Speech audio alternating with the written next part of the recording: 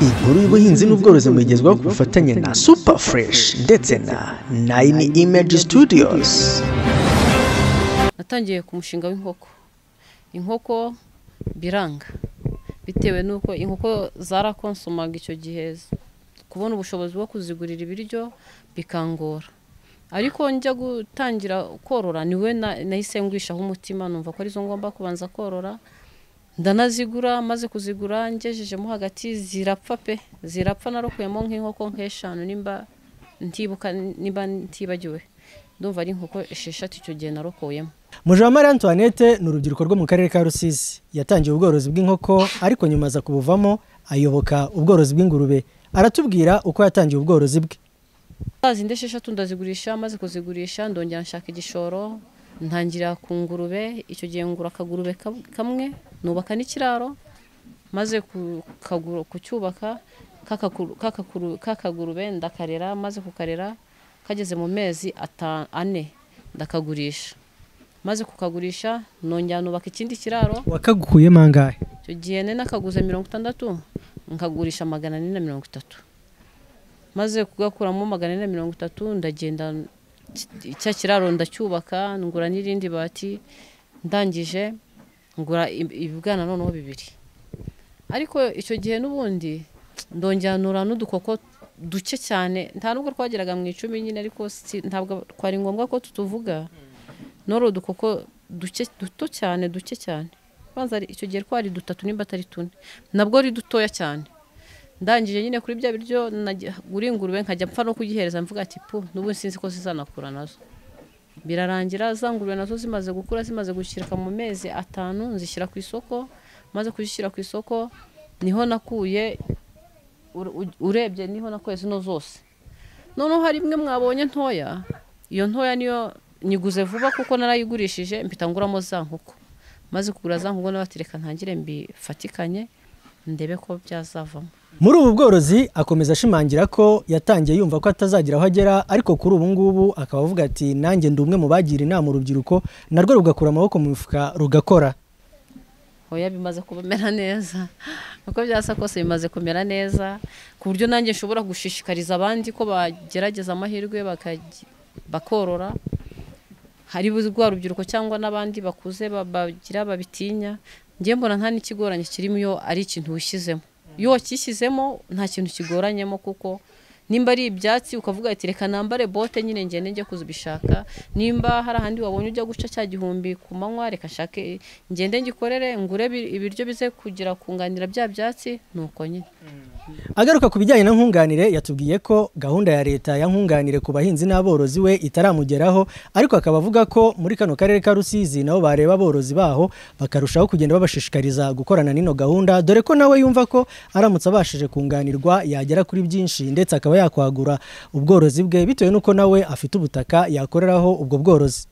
Ntabwo irangeraho kuko mbona nkaho ifite ba nyirabyo byageneye. Cyangwa nuko utabashije ku bya playing. Ntabwo nda playing, wenda nshobora kugerageza amahirwe nkareba ko byavamo. Hanyuma gahunda ya tekana urishingiwe muhinzi mworozi ari byo bya bindi bya assurance. Ingurube zawe waba warazishyize mu bwishingizi cyangwa ntabwo uramenya ko niyo gahunda ihari? Iyo gahunda ndayiza ariko ntabwo ndabishyiramo. Nyumva kuri radio, ku mateleviziyo, ariko ntabwo ndayibona hano iwacu. Hanyuma ibijyanye se na ba veterineri wenda b'akarere ntabwo babageraho ngo babashishikarize icyo kintu? Ntabwo nturatugeraho, uretse uwo umuveterineri wabigize umwuga ku giti cyiwe. We ari ku giti cye. Ubworozi Antoinette akora ni ubworozi bigaragara ko akibukora mu buryo bwa gakondo, dore ko mu buryo bwo gutera intanga ataratangira gukoresha bwa buryo bwa zipline, ariko kuri ubu we akabaza n'imfizi zikimya ingurube ze hanyuma akabona icyororo nk'uko bisanzwe. Bikaba bisobanuye ko aramutse akoranye n'ubu bworozi bukozwe mu buryo bwa kijyambere yatera imbere kurushaho yarari kuri ubu ngubu. Akarere ka Rusizi ni akarere kagizwe n'imirenge 18 ari nayo uno mu mama Antoinette abarizwamo. BTN TV mu karere ka Rusizi mu bworozi bw'ingurube n'inkoko na Imanirankunda Jean Paul.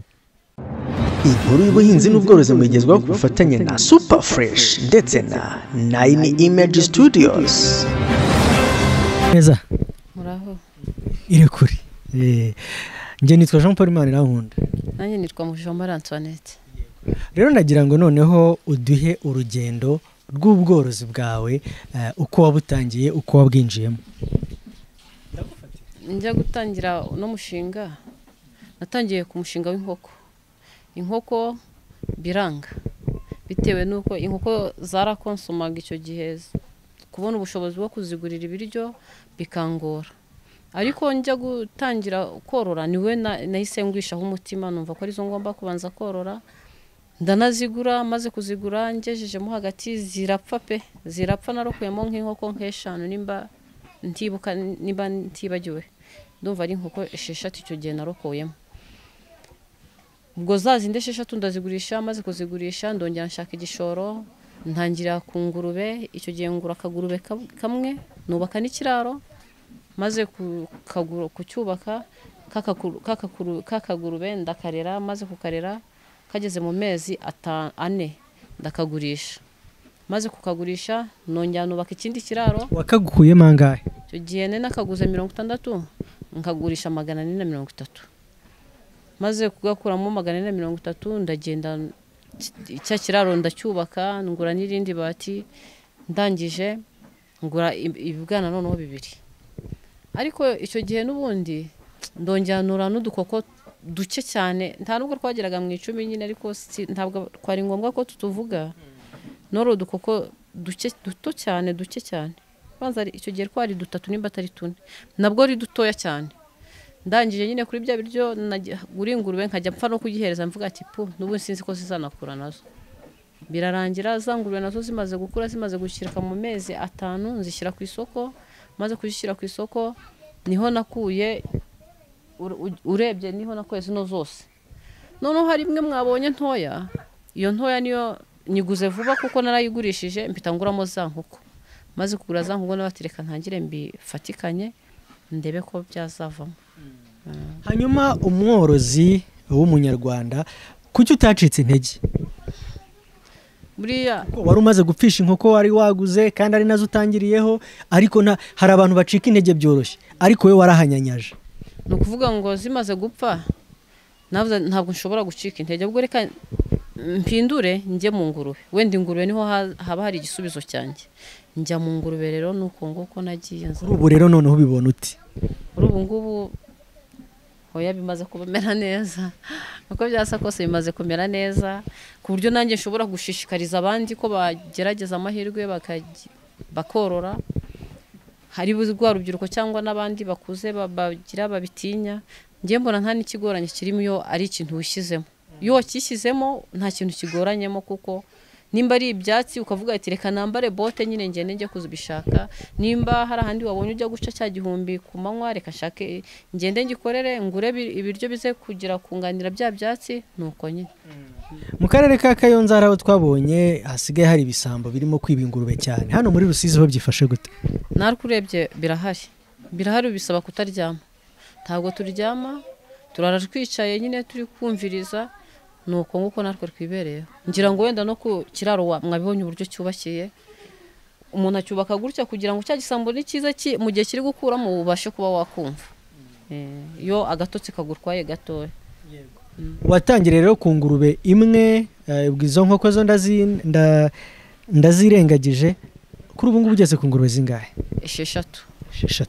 Hanyuma rwa rubyiruko rushira amaboko mu mufuka urarubwira iki? Urubyiruko rushyira amaboko mu mifuka narugira inama yo gukura mu maboko mu mifuka, narwo rukihangira imirimo.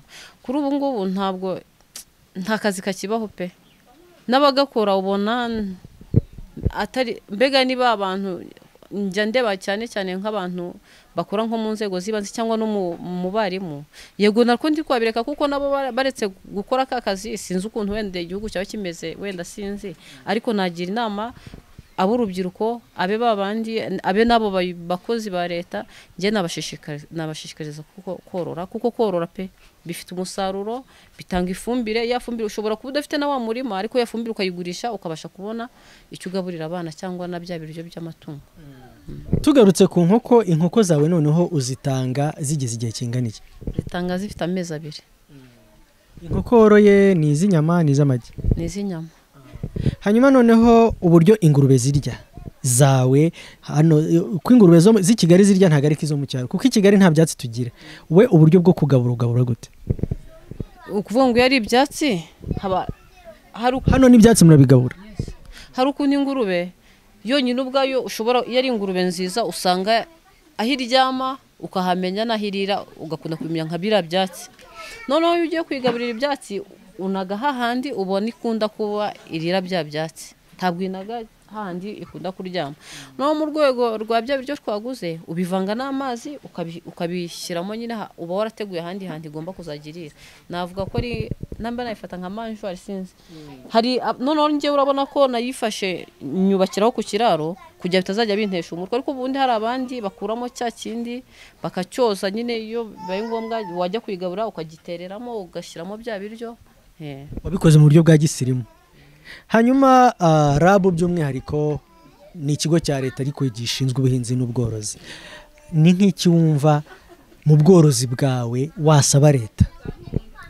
Ngiye ku giti cyanjye nasaba leta ko bishobotse yazajya idushyiramo imbaraga ikarwongerera igishoro tukabasha kwagura business zacu tukabasha guhereza n'abandi akazi. Urabona ndamutse ngize igishoro kinini nashaka umuzamu nashaka wundi uzajya umfasha amasuku abo bose nabo nabishyura nabo bakazabasha kwiteza imbere ejo hazaza.